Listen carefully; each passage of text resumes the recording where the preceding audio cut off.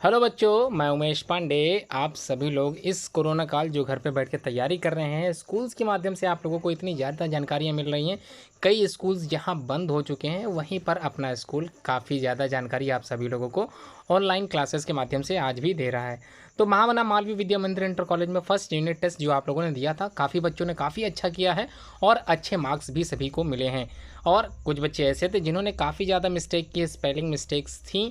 चलिए, ये साइड में रखते हुए आज आप सभी लोगों को मैं पेपर जो सॉल्यूशन मुझे बताना है मैं बताने जा रहा हूँ, और मैं उम्मीद करता हूँ आप लोग इस वीडियो को एंड तक ज़रूर देखोगे, पेपर के एक्सप्लेनेशंस को अच्छे से ज़रूर समझोगे। और मैं उम्मीद ये भी कर रहा हूँ, अगर आप लोगों ने चैनल सब्सक्राइब नहीं किया तो चैनल को जरूर सब्सक्राइब कर लें, जिसमें आने वाली वीडियोज़ के आप लोगों को लेटेस्ट नोटिफिकेशन मिलती रहे। तो चलिए, एक एक क्वेश्चंस मैं डीपली समझाते चल रहा हूँ, एक एक क्वेश्चंस के सॉल्यूशन मैं बताते चल रहा हूँ। आप लोगों को करना क्या है, अपनी फेयर कॉपी में भी यूनिट टेस्ट 1 जो सॉल्यूशन पेपर मैंने बताया है, इसको अपनी कॉपी में भी लिखना है। और ध्यान रहे, सबसे इंपॉर्टेंट बात जो आप लोगों को ध्यान में रखनी है, ऑफलाइन क्लासेस जैसे ही स्टार्ट होंगी, आप लोगों का स्कूल जैसे ही ओपन होगा, आप लोगों को अपने टेस्ट यूनिट टेस्ट के जितने भी पेपर आप लोगों ने दिए हैं, उन सभी की कॉपी शीट आप लोगों को स्कूल में जमा करनी होगी। तो ध्यान रखिएगा, पेपर बिल्कुल भी खोलना नहीं चाहिए, प्रोजेक्ट आपका बिल्कुल खोना नहीं चाहिए। सारे प्रोजेक्ट और आंसर शीट आप लोगों की स्कूल में जमा होगी, तो ध्यान जरूर रखिएगा। तो चलिए स्टार्ट करते हैं। आप लोगों ने पेपर दिया था फर्स्ट यूनिट टेस्ट का, उसी का सोल्यूशन पेपर मैं आज बताने जा रहा हूँ। तो पहला क्वेश्चन ध्यान से समझिएगा। क्वेश्चन नंबर 1 जो था, ये था मल्टीपल चॉइस क्वेश्चन। यहाँ पर आपको ऑप्शन मिले लगे होंगे, उन्हीं ऑप्शन में से कोई एक ऑप्शन सही रहा होगा। तो पहला question, choose the correct option and right in your answer sheet. आप लोगों ने अपनी आंसर शीट में लिखा भी था इसको। आप लोगों की मोस्टली कॉपियाँ सारी चेक हो चुकी हैं, पीटीएम के माध्यम से आप लोगों को आपके मार्क्स बता दिए जाएंगे, और मैं उम्मीद करता हूँ सभी के मार्क्स अच्छे ही होंगे। चलिए बात करते हैं क्वेश्चन नंबर 1 की, ए क्वेश्चन की। तो ए वाले क्वेश्चन में आप लोगों से सिंपल पूछा गया, ड्रिंकिंग पॉल्यूटेड वाटर कॉजेज। तो याद कीजिए, जब मैंने क्वेश्चंस समझाए थे आप लोगों को चैप्टर वाइज, सारे क्वेश्चन समझाए थे, तो उसमें से ड्रिंकिंग पॉल्यूटेड वाटर कॉज करता है। तो दूषित पानी पीने से कौन सी बीमारियां फैलती हैं, कमेंट बॉक्स में वो तीनों बीमारियों के नाम जरूर लिखिए अगर आपको याद है। तो याद कीजिए, 3 बीमारियों में से एक बीमारी इन 4 ऑप्शन में भी रखी गई है। इन्हीं 4 में से वही एक ऑप्शन सही भी होगा। तो क्या लगता है आप लोगों को, पहले का जो ए क्वेश्चन है उसका आंसर क्या होगा? 4 ऑप्शन मैं बता देता हूँ आप लोगों को। टाइफाइड है, कैंसर है, टीबी है, ऑल ऑफ दीज हैं। तो देखिए, ऑल ऑफ दीज तो बिल्कुल नहीं हो सकता, ठीक है, ये बिल्कुल नहीं हो सकता क्योंकि ऑप्शन केवल एक ही है। तो क्या आंसर सही होगा? जी हाँ, बिल्कुल सही आपने उत्तर लगाया। तो इसका आंसर है टाइफाइड, ठीक है। याद कीजिए, टाइफाइड, जॉइंडिस, आप लोगों ने याद किया था, diarrhoea, these are the common 3 diseases caused by the drinking polluted water, ठीक है। दूषित पानी पीने से ये 3 बीमारियां आप लोगों को याद रखनी है। गंदा पानी अगर आप लोग पियोगे तो ये 3 बीमारियां आप लोगों को जकड़ लेगी, इसलिए हमेशा शुद्ध और साफ पानी पिएं। ध्यान रखिएगा, दूषित पानी पीने से कई तरह की बीमारियां होती हैं, जिनमें से 3 बीमारियों के नाम मैंने बता दिए, उनमें से एक बीमारी है टाइफाइड, ठीक है। पहले का ए का फर्स्ट ऑप्शन बिल्कुल सही था। काफ़ी बच्चों ने ये ऑप्शन लगाया था, उनको अच्छे मार्क्स मिले हैं। अगला क्वेश्चन बी है, air is the mixture of, ठीक है। जो गैस होती है वो किस चीज़ का मिक्सचर है? तो गैस किन चीज़ों का मिक्सचर होता है? आप लोगों ने एक डायग्राम याद किया था कुछ इस तरह से, उसमें आप लोगों ने नाइट्रोजन लिखा था 78%, ठीक है। बिल्कुल इसी तरह से आप लोगों ने 21% ऑक्सीजन लिखा होगा। उसी तरह से बचा कुचा रिमेनिंग 1% हिस्सा अदर गैसेस में था, जिसमें कार्बन डाइऑक्साइड गैस भी मिली थी 0.002%। ऐसा कुछ आप लोगों ने पढ़ा था। तो यही अब आपसे पूछा जा रहा है कि जो एयर है किस चीज़ का मिक्सचर है? तो पहला ऑप्शन है ऑक्सीजन का, दूसरा ऑप्शन है कार्बन डाइऑक्साइड का, तीसरा ऑप्शन है नाइट्रोजन गैस का, और चौथा ऑप्शन है सेवरल गैसेस का। तो अभी आप लोगों ने पढ़ा था, डायग्राम में मैंने समझाया भी था। क्या समझाया था? बिल्कुल इसी तरह का डायग्राम अभी मैंने बनाया था। 78% नाइट्रोजन था, 21% ऑक्सीजन था, और 1% अदर गैसेस का मतलब ये हुआ काफ़ी गैसेस का, ठीक है। तो यहाँ पर अदर का मतलब ही काफ़ी गैस, तो सेवरल गैसेस अगर आपने उत्तर लगाया है, मोस्टली वैसे सभी ने ये उत्तर लगाया, सभी का आंसर सही ही होगा। तो air is the mixture of several gases, बिल्कुल सही है। बस आप लोगों ने मिस्टेक कहाँ पर की है, स्पेलिंग लिखते समय आप लोगों ने बहुत ज़्यादा गलती की है। स्पेलिंग के मार्क्स मैं बहुत ज़्यादा काटता हूँ और ख़ासकर तब ज़्यादा काटता हूँ जब आंसर में ही स्पेलिंग मैंने सही लिखी, तो आप लोगों ने अपने आंसर लिखते समय स्पेलिंग मिस्टेक की है, जिसको मैंने आप लोगों के अंक काटे हैं। क्वेश्चन नंबर फर्स्ट का सी देख लेते हैं क्या है। फॉसिल फ्यूल्स, फॉसिल फ्यूल्स मतलब ये जैविक ईंधन होते हैं जो हमको बहुत पुराने जीव जंतु जो दब गए थे, सड़ गए थे, गल गए थे, उनसे हमको जो जीवाश्म से ईंधन मिला है, जिनका उपयोग आज हम लोग अपने व्हीकल्स में, वाहन में करते हैं। तो समझ में आ गया फॉसिल फ्यूल ये बने होते हैं किस चीज़ के बने होते हैं, रिमेनिंग द फॉर्म ऑफ, पहला है क्या ये प्लांट्स के बने होते हैं। तो अभी मैंने बताया कि रिमेनिंग्स ऑर्गेनिजम्स, चाहे वो प्लांट्स हो चाहे वो एनिमल हो, दोनों ही बिल्कुल सही है। इसका मतलब प्लांट्स और एनिमल्स दोनों एक साथ का मतलब बोथ 1 and 2, ये राइट आंसर है थर्ड वाला। अगर आपने थर्ड लगाया तो बिल्कुल आपका उत्तर सही है। फॉसिल फ्यूल्स के बारे में और मैं डिटेल से समझा देता हूँ अभी से। आज से काफ़ी हज़ार वर्ष पहले आप लोगों को पता होगा पृथ्वी पर उथल पुथल आई थी। उस उथल पुथल में काफ़ी ज़्यादा जो लिविंग क्रिएचर्स थे, पेड़ पौधे थे और जीव जंतु थे, 4 पैर वाले हों चाहे 2 पैर वाले हों, वो सब इस धरती के नीचे क्या हो गए थे, दब गए थे। अब जब ये दब गए थे तो इनके ऊपर बड़ी बड़ी चट्टानें गिर गई थी, ठीक है। ये चट्टानों के नीचे ये क्या थे, दब गए थे। अब चट्टानों के नीचे दबने पर काफ़ी ज़्यादा ऊष्मा निकली होगी, काफ़ी ज़्यादा हीट निकली होगी, गर्माहट बनी होगी, उस गर्म से कोई चीज़ गलने लगी होगी, वो ऑर्गेनिज्म गलने लगे थे और सड़ने और गलने से ही फॉसिल फ्यूल का निर्माण हुआ था, ठीक है। ये बने होते हैं किसके, अभी आप लोगों ने देखा था मैंने प्लांट्स बनाया था और ऑर्गेनिज्म बनाया था, तो एनिमल के साथ प्लांट के ही पार्ट होते हैं, डेड डिकाइंग ऑर्गेनिज्म। अगला क्वेश्चन फर्स्ट का डी देख लेते हैं क्या है। The lowermost layer of atmosphere is called. देखिए लोअर मोस्ट की बात है तो समझा देता हूँ। आप लोगों ने अपना एटमॉस्फेयर, सपोज करिए ये आप एटमॉस्फेयर है आपका, ठीक है। इस एटमॉस्फेयर में आप लोग रहते हो, ठीक है, फर्स्ट वाले में, इसी को बोलते हैं लोअर मोस्ट। लोअर का मतलब सबसे नीचे और अपर का मतलब इसको बोलते हैं अपर। तो ये सबसे ऊपर है और ये सबसे नीचे है और बचे कुचे ये यहाँ पर पाए जाते हैं। तो आप लोगों से आंसर यहाँ वाला पूछ रहा है, ठीक है, जहाँ पर हम लोग रहते हैं। The lowermost layer of atmosphere is called. तो मैं बता देता हूँ, सीक्वेंस में बताता हूँ। सबसे पहले आता है ट्रोपोस्फियर, ध्यान से समझिएगा। सबसे पहले क्या आता है, ट्रोपोस्फियर। फिर उसके बाद क्या आता है, स्ट्रेटोस्फियर। उसके बाद क्या आता है, ओजोनोस्फियर, ठीक है। उसी तरह से आप लोगों ने एक्सोस्फियर समझा था, ठीक है।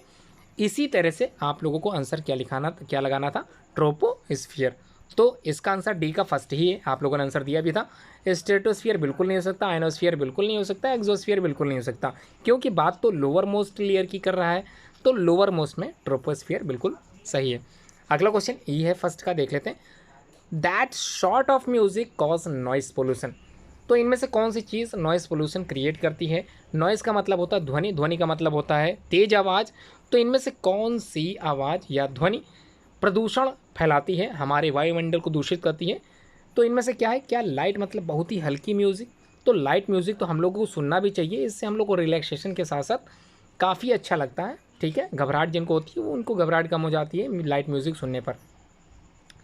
पॉप म्यूज़िक बिल्कुल सुना जा सकता है, लेकिन लाउड म्यूज़िक बिल्कुल नहीं सुना जा सकता, क्योंकि लाउड म्यूज़िक कई तरह की बीमारियों को बनाते हैं, ठीक है। बहुत ही तेज़ ध्वनि बिल्कुल मत सुने। कई लोग ईयरफोन अपने कानों में लगाते हैं, ईयरफोन लगाने के बाद अपने मोबाइल के वॉल्यूम को फुल कर देते हैं। और कई मोबाइल्स में तो ये ऑप्शन आता है, जैसे ही आप लोग मोबाइल के वॉल्यूम को फुल करते हो तो उसमें खुद कह लेता है कि ये आप लोगों के लिए डेंजरस हो सकता है। कई लोग तब भी फुल करते चले जाते हैं, जबकि मोबाइल में खुद एक संदेश आता है, it may be dangerous for your year, ठीक है। याद आ गया। चलिए पहला क्वेश्चन से सारे ऑप्शन क्लियर हो गए। इसका आंसर क्या था, लाउड, ये बिल्कुल सही उत्तर है। सेकंड क्वेश्चन देख लेते हैं। काफ़ी स्टूडेंट ने यहाँ पर गड़बड़ क्या की, मैं बता देता हूँ। काफ़ी स्टूडेंट ने ट्रू की स्पेलिंग गलत लिखी। क्या लिखी, ट्रू की स्पेलिंग गलत लिखी।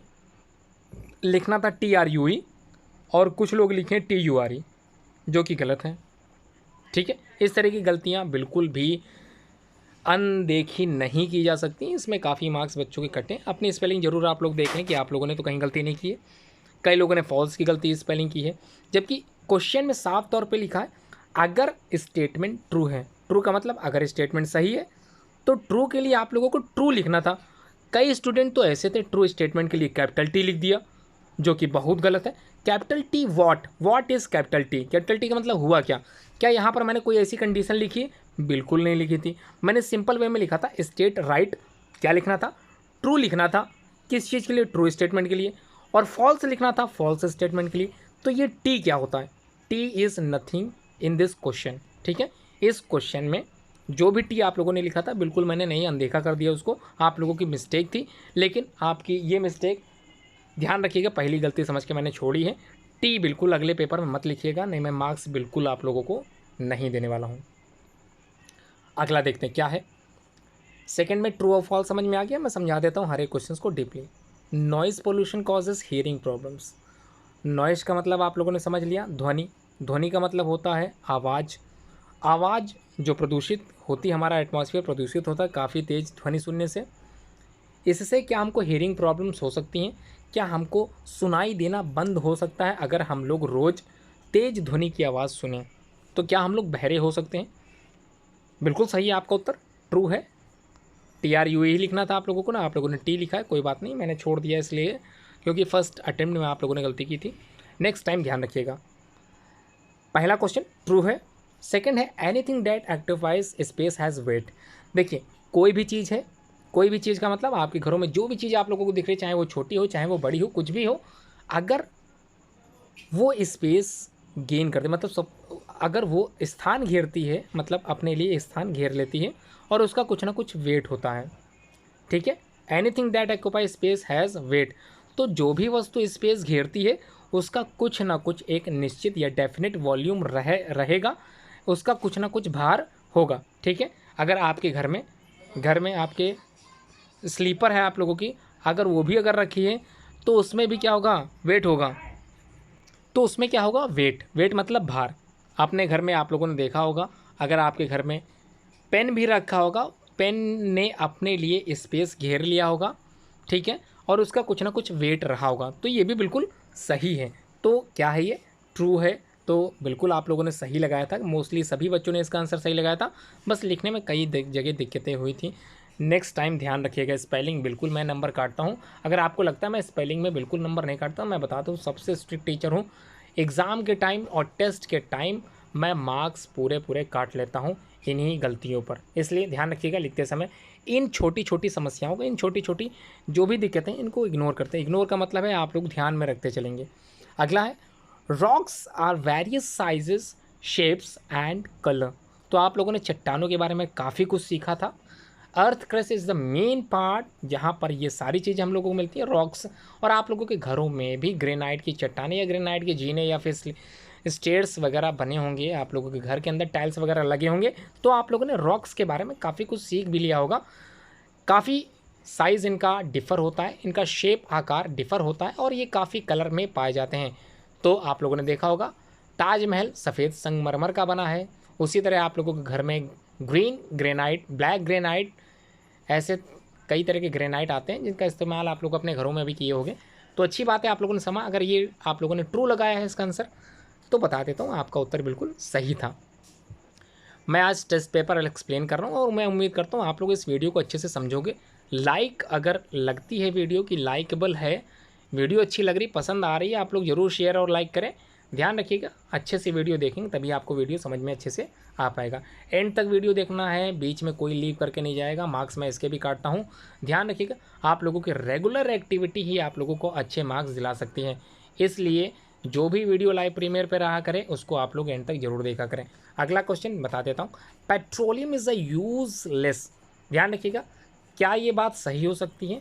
जो पेट्रोल हम लोग अपने ईंधन, हम लोग अपने व्हीकल्स में यूज़ करते हैं, वाहनों में यूज़ करते हैं, पेट्रोल भराते हैं, डीजल भराते हैं, क्या ये यूजलेस मिनरल ऑयल है?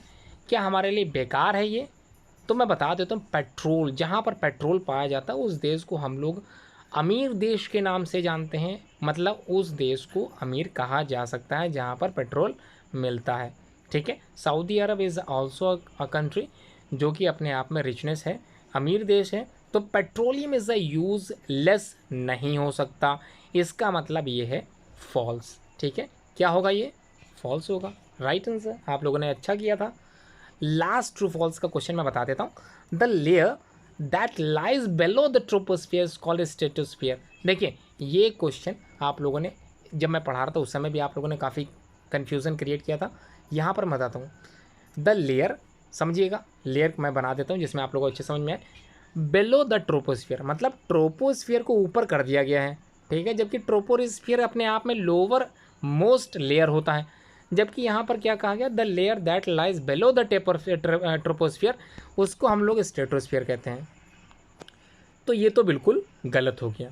अगर इसका उल्टा होता, स्ट्रेटोस्फियर के नीचे ट्रोपोस्फियर पाया जाता है, तब ये बिल्कुल ट्रू होता, लेकिन यहाँ पर तो ये बिल्कुल गलत है। तो आंसर क्या होगा इसका, सभी लोग कमेंट में ज़रूर कमेंट करते चले आंसर फॉल्स, ठीक है। फॉल्स की स्पेलिंग गलत मत कीजिएगा नेक्स्ट टाइम, ध्यान रखिए कई बच्चों ने गलत किया था। अगला क्वेश्चन नंबर 3 है मैच द फॉलोइंग कॉलम्स। तो यहाँ पर मैच इट करना है। काफ़ी स्टूडेंट ने बहुत ख़राब किया था। ख़राब का मतलब है ये जो आप लोग खिचड़ी पकाते हो ऐसे ऐसे ऐसे, ये बिल्कुल भी मुझको समझ में नहीं आता कि आप लोग करते क्या हो, है ना। कई स्टूडेंट तो ऐसे गोला लगाएंगे जैसे लगेगा कि कहाँ पर इनको जो है नानी के घर पहुँचाना, यहाँ से तीर चालू करेंगे और ले जाएंगे पता नहीं कहाँ, यहाँ से चालू करेंगे ले जाएंगे पता नहीं कहाँ, यहाँ से चालू करेंगे पता नहीं ले जाएंगे कहाँ, और यहाँ से चालू करेंगे पता नहीं यहाँ कहाँ ले। समझे नहीं आता, कहीं कट्टम जीरो थोड़ी ना खेलने की, कट्टम यहाँ बनाए जीरो यहाँ बनाए, कट्टम यहाँ जीरो यहाँ, कट्टम यहाँ जीरो, ये तो कुछ समझे में नहीं आता। इसलिए आप लोगों को मैंने पहले भी कहा था कि आप लोगों को वर्ड्स के आगे, ये सारे वर्ड्स हैं, इनके आगे डायरेक्ट आप लोगों को आंसर राइट वाला लिख देना है, मैच इट करने की जरूरत ही नहीं पड़ेगी, डायरेक्ट आंसर लिखिए। इससे होता क्या, काफ़ी अभी आप लोग को छोटे छोटे हाथ हैं, आप लोग करते क्या हो, लाइन प्रॉपर नहीं खींचते, स्केल का यूज़ ही नहीं करते। या तो स्केल का यूज़ करो, समझ में तो आए लाइन गई कहाँ। आप लोग करते क्या हो, देखो टीचर को कैसे कन्फ्यूज़ करते हो, ये 1 है, इधर का 1 है, 2 है, 3 है, 4 है, 5 है, ठीक है, यहाँ के भी वर्ड होते हैं 5। आप लोग कैसे लगाते हो, ऐसे ले जाओगे, ऐसे ले जाओगे, ऐसे ले जाओगे, ऐसे ले जाओगे, यहाँ लगा दोगे, ठीक है, यहाँ लगा दोगे। दूसरे का ऐसे ले जाओगे, ऐसे ले जाओगे, इसी में मिलाते मिलाते मिलाते मिलाते ऐसे लगा दोगे। तीसरे वाला ऐसे ले जाओगे, ऐसे ले जाओगे, इसमें लगा दोगे। चौथा ऐसे ले जाओगे, ऐसे ले जाओगे, इसमें लगा दोगे। पाँचवा ऐसे ले जाओगे, ऐसे ले जाओगे, समझे में नहीं आएगा गया कहाँ, कौन सा तीर किसका है, कुछ समझे में नहीं आ रहा। मैच देखने में तो अच्छी लग रही थी, लेकिन इतनी खिचड़ी पका दी, समझे में कुछ आया नहीं, ठीक है। तो ध्यान रखिएगा नेक्स्ट टाइम आप लोगों को ऐसे बिल्कुल नहीं करना है। फिलहाल तो इस बार तो मैंने मार्क्स दिए हैं जिनका समझ में मुझे अच्छे से आ गया। क्वेश्चन मैं बता देता हूँ, आप लोगों को अच्छे से समझ के आंसर देना है। ह्यूमन एक्टिविटीज़, इनमें से कौन सी ह्यूमन एक्टिविटीज़ होती हैं। देखिए ह्यूमन एक्टिविटीज़ की वजह से कई तरह के पोल्यूशन कॉज हुए हैं, तो बता देता हूँ, ये आपका उत्तर लास्ट वाला ही बिल्कुल सही है। आगे है इनफर्टाइल सॉइल का मतलब है सॉइल पोल्यूशन, ठीक है। सॉइल पोल्यूशन मतलब है हमारी मिट्टी कैसी होगी, ख़राब हो गई। Jaundice is basically caused by the due to the polluted water, अगर हमने पी लिया तो जॉइंटिस बीमारी हो जाएगी। तो यहाँ पर आंसर क्या होगा, वाटर पोल्यूशन। तो इसका तो सामने मिल गया हमको आंसर, वेरी गुड। आगे हैवी मशीन्स, हैवी मतलब बड़ी बड़ी मशीनें से जो होती हैं वो क्या करती हैं, नॉइस पोल्यूशन क्रिएट करती हैं। ब्रीदिंग प्रॉब्लम्स मतलब सांस वाली बीमारियां जो होती हैं बेसिकली एयर पोल्यूशन की वजह से होती हैं, ठीक है, दूषित हवा की वजह से होती हैं। तो ये क्लियर हो गया अगर आपने उत्तर यही लगाया था। मैं उम्मीद कर रहा हूँ आपके सारे आंसर सही गए होंगे। कुछ ही स्टूडेंट ऐसे थे जिन्होंने काफ़ी गड़बड़ किया था, लेकिन उनके भी मार्क्स लगभग ठीक ही आए थे। आगे बढ़ते हैं, question number 4, write the correct option fill in the blanks. देखिए यहाँ पर आप लोगों को क्या मिला है, ऑप्शन मिले हैं। इन्हीं ऑप्शन को आप लोगों को यहाँ यहाँ यहाँ यहाँ भरना था, ठीक है। काफ़ी स्टूडेंट इसको समझ चुके थे कैसे भरना था। ऑप्शन मैंने दिया है, आप लोगों को सही आंसर लगाना था। तो चलिए एक एक करके मैं बताता हूँ, ठीक है। 4th का फर्स्ट क्वेश्चन कह रहा है ऑल द नेचुरल रिसोर्सेज, ठीक है, जितने भी नेचुरल रिसोर्सेज हमारी इस प्रकृति, इस एनवायरनमेंट में पाए जाते हैं वो कैसे होते हैं। जाहिर सी बात है, अगर प्रकृति में कोई चीज़ बनी है तो वो एक समय आने के बाद ख़त्म हो जाएगी। मतलब रिसोर्सेज हमेशा लिमिटेड क्वांटिटी में पाए जाते हैं, एक समय आने के बाद वो क्या होगा, फिनिश हो जाएगा। तो लिमिटेड अगर आपने लगाया है, कई बच्चों ने लगाया है, कमेंट में ज़रूर बताएं किसने किसने लगाया लिमिटेड। बिल्कुल सही है उत्तर, ठीक है, लिमिटेड बिल्कुल आंसर सही है। अगला है the dash layer is called the troposphere, ठीक है। ट्रोपोस्फियर कहलाती है कौन सी लेयर, अभी आप लोगों ने सीखा था the lowermost layer is known as troposphere. तो सबसे निचली सतह को ट्रोपोस्फियर हम लोग कहते हैं। अगला है इनमें से कौन सा वेरी हार्ड रॉक कहलाता है। तो वेरी हार्ड रॉक कौन कहलाएगा, आप लोगों को क्या लगता है, dash is very hard rock. तो सबसे कठोर चट्टान कौन सी हो सकती है, ऑप्शन कौन सा बचा, देखिए पहले ग्रेनाइट ही एक ऑप्शन है जो चट्टान से रिलेटेड है, तो बिल्कुल सही है। Granite is also a rock, it very hard.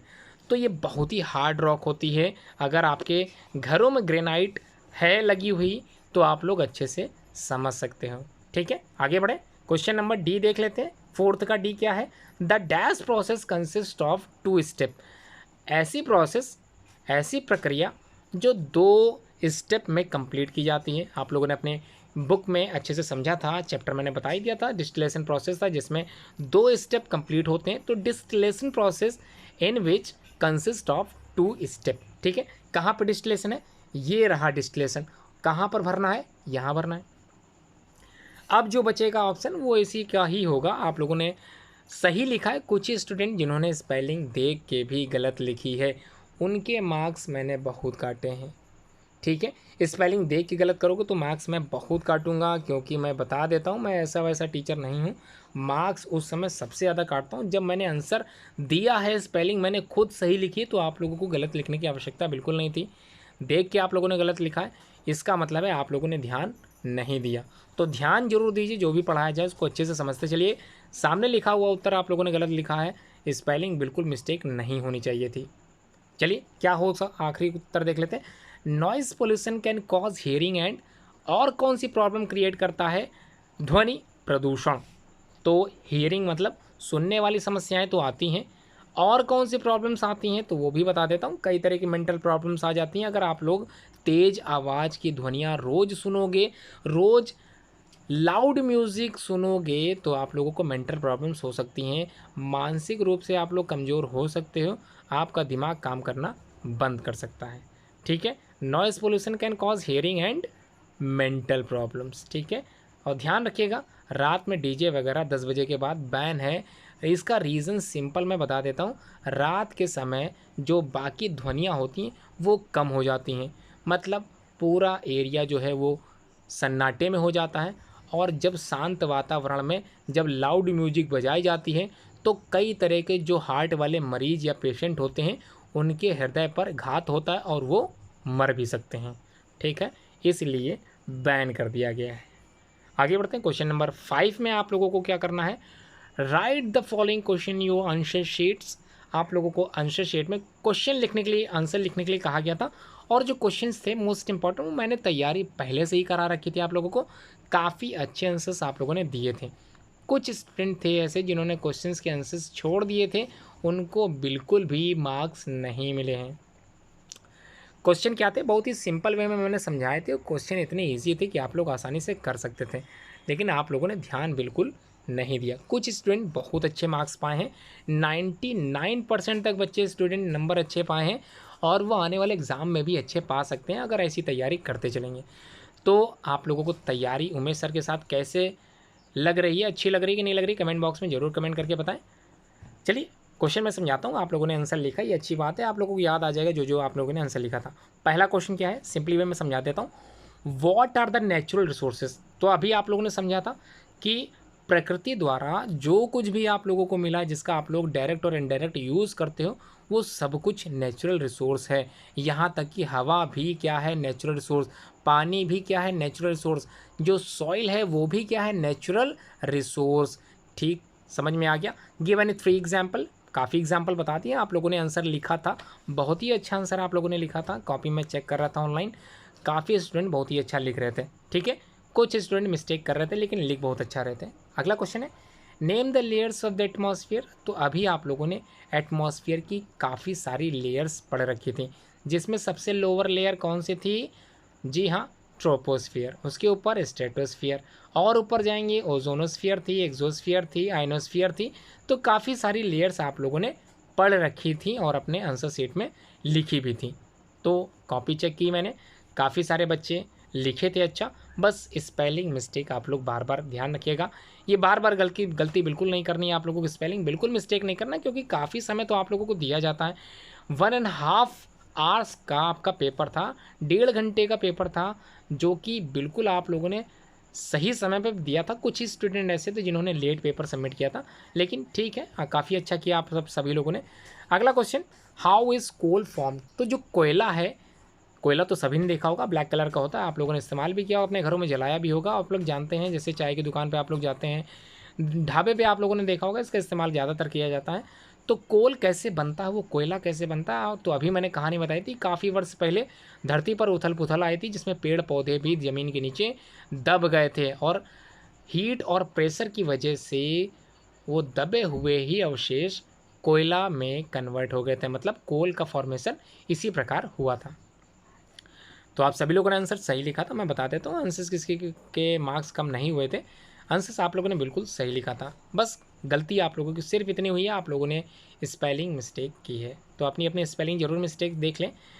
अगला क्वेश्चन डी है, name any 2 methods of water purification. ठीक है, तो पानी को शुद्ध करने के लिए आप लोग कौन कौन से मेथड का इस्तेमाल करते हो। अपने घरों में आप लोगों ने हीटिंग प्रोसेस किया होगा, पानी को गर्म करके ही आप लोग पिया कीजिए, क्योंकि कई तरह के बैक्टीरिया, कई तरह के माइक्रो ऑर्गेनिज्म हमारे पानी में पहुंच जाते हैं, जिससे पानी दूषित हो जाता है। और दूषित पानी पीने से आप लोगों को पता ही है, जॉइंटिस की समस्याएं हो सकती हैं, टाइफाइड हो सकता है और साथ में आप लोगों को डायरिया भी हो सकता है।